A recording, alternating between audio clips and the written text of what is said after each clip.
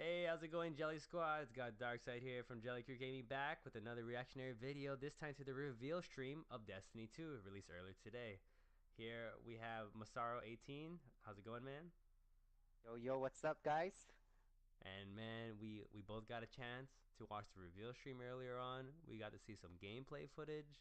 We got to see some other big time streamers and YouTubers post up videos.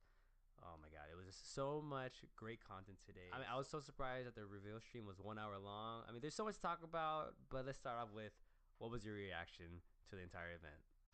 Well, overall, I thought they did excellent changes. They really listened to, it seems like, the Destiny community and really refined Destiny 2. So I was really impressed with the whole presentation overall. What was your reaction like?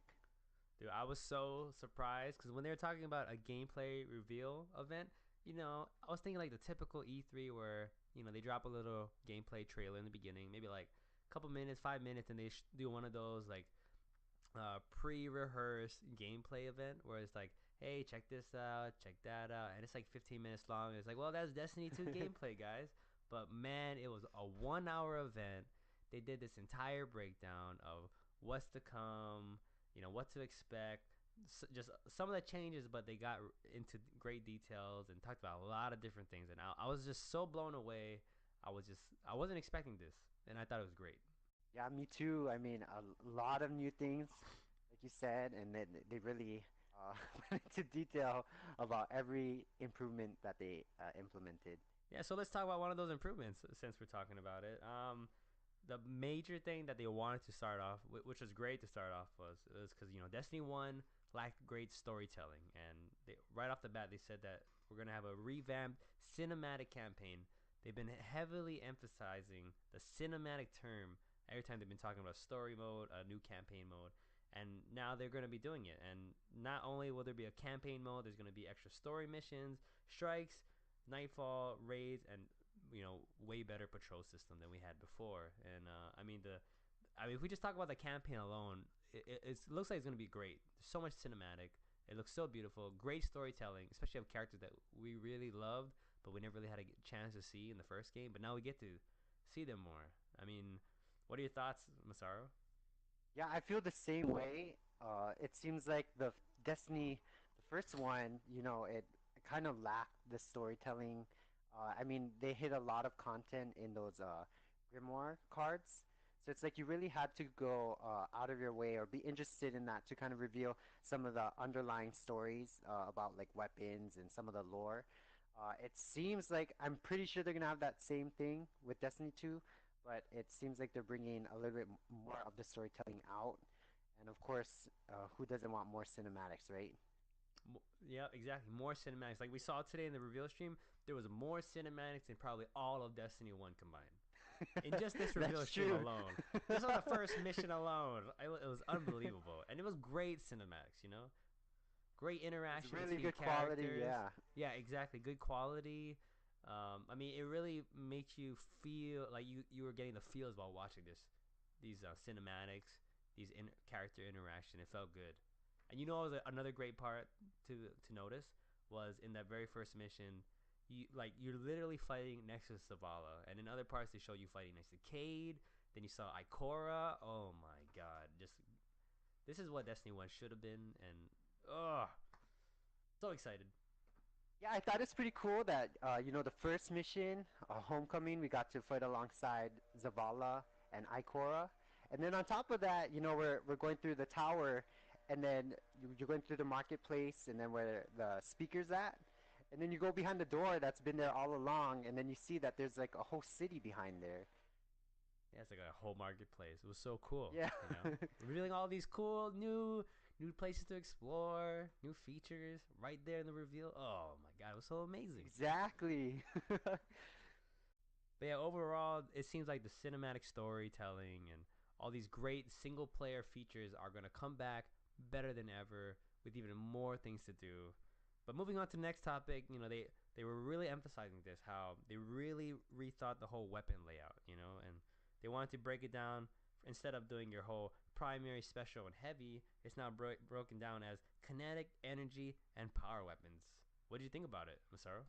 That's one that I'm kind of like I guess iffy about just because If yeah. basically you have like two primaries and then one heavy.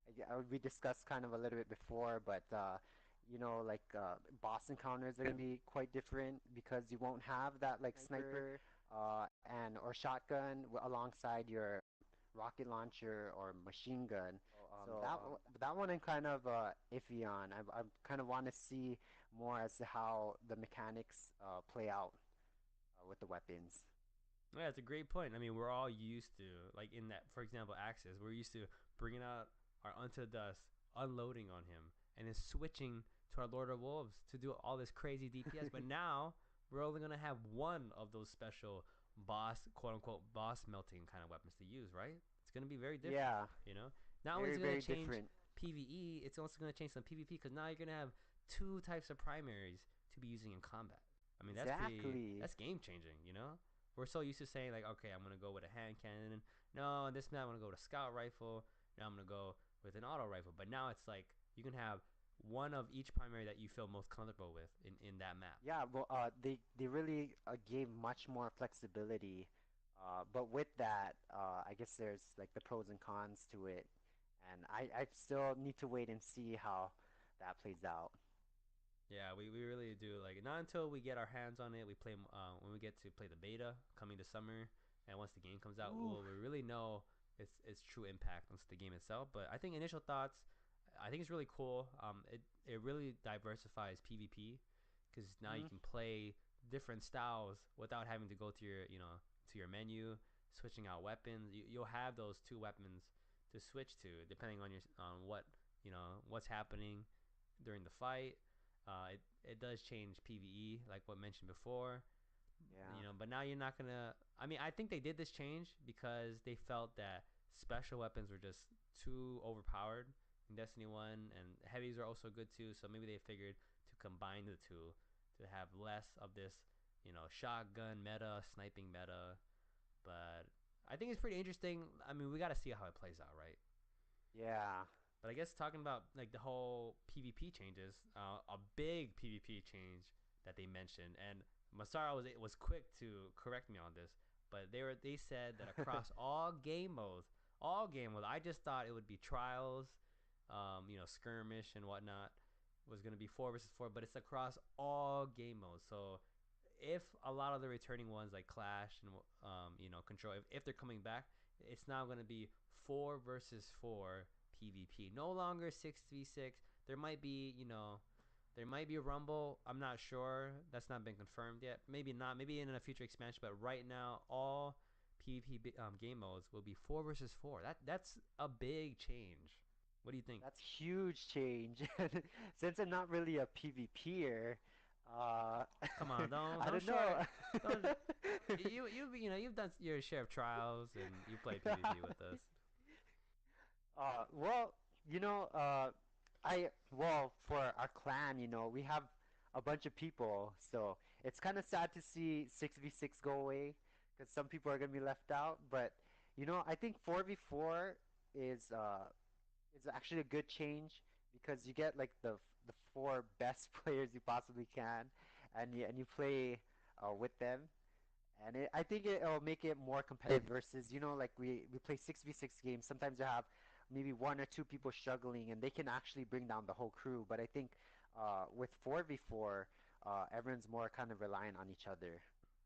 Yeah, I mean that's a good point. I think 4v4 is a much more competitive style Yeah. for Destiny. It fits Destiny. The map designs are more for.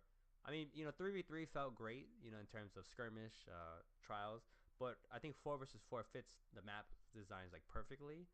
Mm. And also, when you do 66, sometimes it's too chaotic, too much explosion, too much grenades flying around. But 4 versus 4 is like that perfect amount, for PvP. So I think it's gonna be very interesting. Um, across all game modes, Trials of Osiris, that's gonna be very different because we're all used to that typical 3 versus 3 elimination, but now it's gonna be 4 versus 4. Um, Honestly, I really think what played a big impact was the competitive scene today because they really are trying to go to this MLG, esports, route for Destiny 2, and Mm. they thought Destiny 1 was just a trial run, but they noticed that in the competitive scene, they've always talked about how 4 versus 4 was better. So I think Bungie picked up on that, and now that's why they're implementing the whole 4 versus 4 system for Destiny 2. And the last thing for today's topic we wanted to talk about was the implementation of a clan and guided game system. So what it is, they're bringing clans. Well, you can't really say bringing clans back from Destiny 1 because really in Destiny 1, clans was a Bungie.net thing. You had to go out of your way to make a clan, to invite other people to your clan. Then you had to go on like the companion app and accept it. And all it really was I mean, they did implement a clan roster eventually in Destiny 1, but it wasn't really in the game and it wasn't easily accessible for everybody. But now they're bringing in a clan system where you can make clans in the game. You can invite other people. People will join. You'll have your clan tags or your clan phrase now, and then you have your clan banners. And they're also implementing a guided game system, which is essentially like an LFG, but they wanted to because they really want to avoid matchmaking for raids. For raids, Trials of Osiris, those really top end game content, and they went with this guided game approach, which essentially is a clan that's wanting to host an event, whether it's in raid or a couple guys wanting to host a Trials of Osiris match. They can say, "Hey, we're looking for one guy out there," and then someone who's looking for these clans, they can go through each of these clan offerings and choose a group they want to join with. Based on maybe the clan looks cool, maybe they have a welcoming phrase. Maybe they're tryhards. They can find a group that'll match their needs. What are your thoughts on it, Masaru?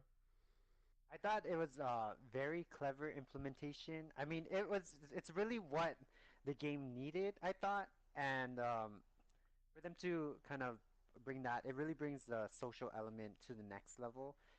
And when you hear them say that only 50% of the players completed like the end content, that's kind of sad. So they really thought about those people and trying to really develop a community around the Destiny game. So I thought that was really good. Another thing was like the rewards for like joining clans and Oh like yeah, for clan people who are rewards. yeah, for people who'd like to do PvE stuff, they'll still contribute to the clan. You don't need to be a hardcore gamer. You can just be a casual one and you'll still contribute to the clan. So it's not like you're pressured to constantly do stuff like run the raids or do trials or whatever. You can really go at your own pace and really enjoy the game how you want to. Yeah, it's a great feature that they're implementing.